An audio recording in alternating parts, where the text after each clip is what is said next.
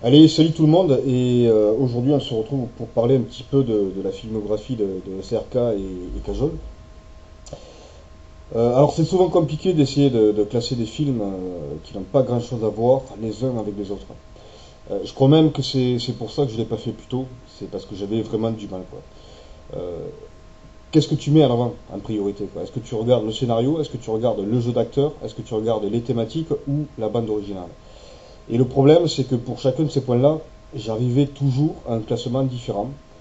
Alors du coup, ce que j'ai fait, c'est que j'ai tranché, j'ai écouté comme mon cœur. Et même là, je suis même pas sûr d'être à 100% d'accord, mais bon, au bout d'un moment, il faut quand même bien, il faut quand même bien trancher, quoi.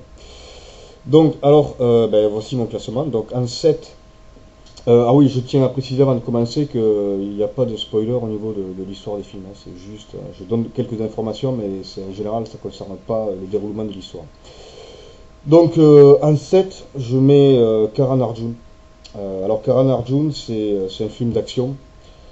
Techniquement, c'est le genre de film dans lequel on aurait pu aussi voir Jean-Claude Van Damme, Steven Seagal, Chuck Norris ou même Jason Statham, quoi. C'est du bourre-pif, quoi. Donc Karan Arjun, en fait, c'est l'histoire de deux frères qui sont tués et qui se réincarnent pour venir se venger, quoi. Pas grand-chose à dire de plus sur le film. C'est le second film qu'ils ont tourné ensemble. Donc voilà pour mon numéro 7. Donc, à numéro 6, je mets Baz Luhrmann. Alors, Baz Luhrmann, c'est un thriller.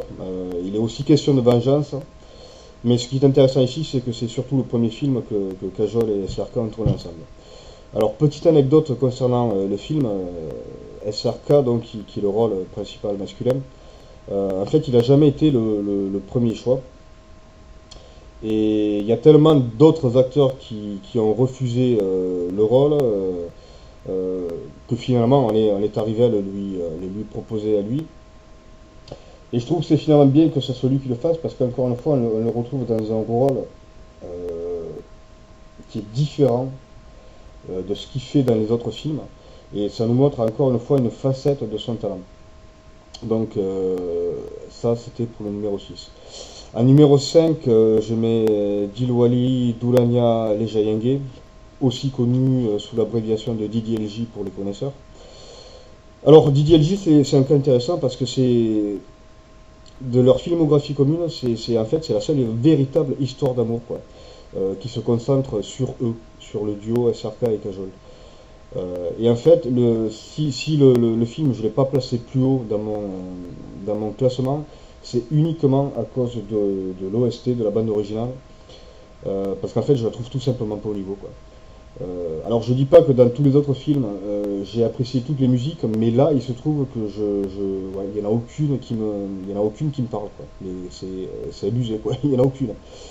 Euh, Petite anecdote concernant Didier LJ. Euh, je pense que j'ai pas regardé tous les films faire que les autres films ont gagné, mais pour l'instant c'est celui qui en a gagné le plus. Il a gagné quand même 10 récompenses. Il est resté 1251 semaines à l'affiche.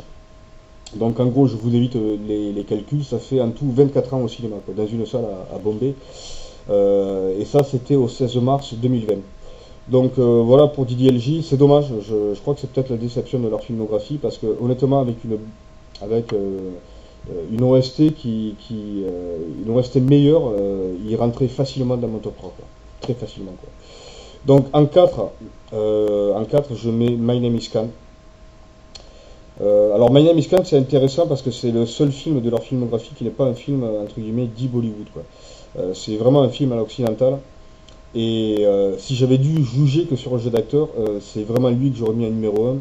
Alors non pas qu'il joue spécialement mieux dans celui-là que dans les autres, mais ils sont encore une fois dans un registre qui est tellement différent de ce qu'ils ont de ce qu'ils ont l'habitude de faire, de jouer, que c'était vraiment très intéressant de les voir tous les deux dans des rôles. En fait, là, honnêtement, on est dans du pur drama, quoi. Donc c'est vraiment, euh, encore une fois, ils nous montrent l'étendue de leur talent.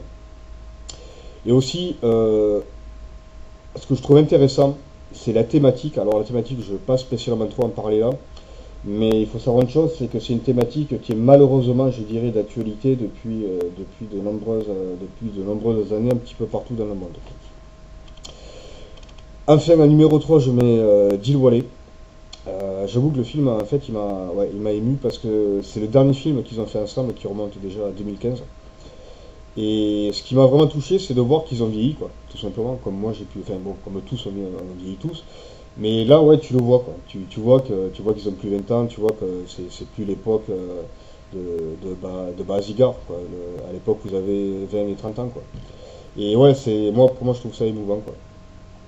Alors ici, on est dans un film, allez, on va dire action comédie romantique, on va dire ça. L'inspiration, tu vas clairement la chercher du côté de films comme Fast and Furious. Et là, encore une fois, si je le mets dans le top 3, c'est parce que vraiment au niveau du scénario, on est dans quelque chose qu'ils n'ont pas encore fait. Et honnêtement, le réalisateur a eu les couilles de leur faire jouer ce genre de rôle. Parce qu'honnêtement, je ne pensais pas qu'un jour il y aurait quelqu'un qui les ferait jouer dans des rôles comme ça, quoi. Et rien que pour ça, il mérite de rentrer dans le top 3. Donc, à numéro 2, je mets Kabi Kushikabigam 4G.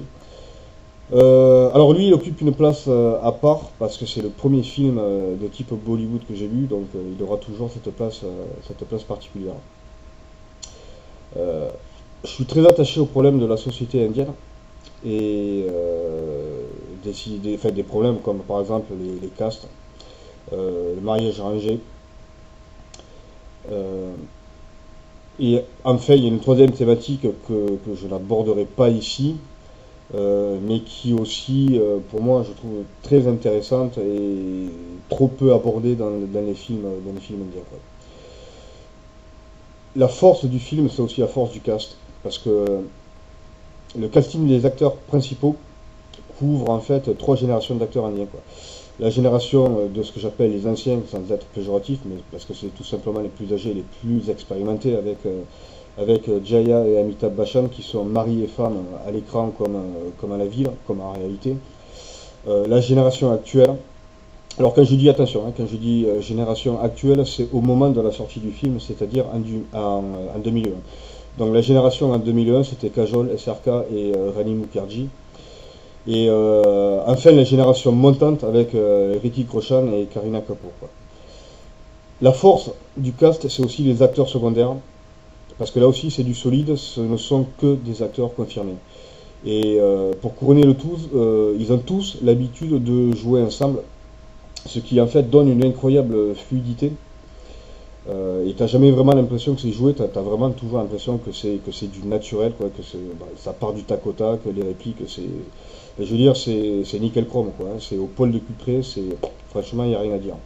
Et comme exemple, justement, pour parler des rôles secondaires, je peux parler de Johnny Lever. Johnny Lever, c'est un cas intéressant parce que c'est un acteur qui ne fait que des rôles secondaires et c'est toujours dans les films la caution comique du film. En gros, c'est le bout en train de l'équipe, quoi. Et Johnny Lever, c'est intéressant parce qu'il a tourné dans 5 des 7 films de Kajol et SRK. Donc, ça prouve bien que même les rôles secondaires sont des rôles confirmés et qu'ils ont l'habitude de jouer avec les rôles principaux, quoi. Et donc, pour terminer, en un, ben voilà, par déduction, je mets couche-couche au taillé, quoi. Alors, pour la petite anecdote, il faut savoir que j'ai vu le film une douzaine de fois en indonésien, sans sous-titres. Et bien sûr, je ne parle pas indonésien. Alors, du coup, ça m'a permis quand même de comprendre l'histoire en général, mais après, concernant les dialogues, j'étais complètement à la rue, quoi, j'ai rien compris.